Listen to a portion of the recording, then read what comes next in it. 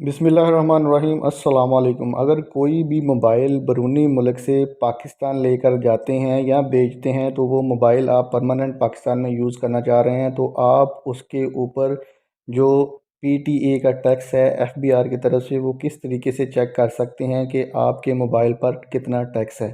इससे पहले आप इस चैनल पर नए हैं तो चैनल को सब्सक्राइब करें, बेल आइकन को प्रेस करें ताकि तमाम आने वाली इंफॉर्मेशन वीडियो आपको मिलती रहें।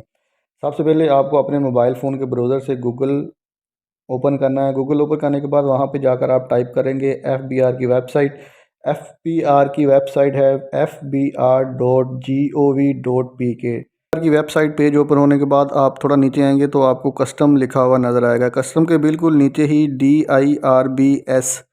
DIRBS के ऊपर आप क्लिक करना है तो मोबाइल डिवाइस वाला पेज ओपन हो जाएगा। तो इसके लास्ट में आपको मोबाइल डिवाइस ड्यूटी इंफॉर्मेशन के ऊपर क्लिक करना है तो आपके सामने ये एक नया पेज ओपन हो जाएगा। अब यहाँ पर आप अपने मोबाइल का IMEI नंबर की मदद से चेक करेंगे कि आपके मोबाइल पर कितना।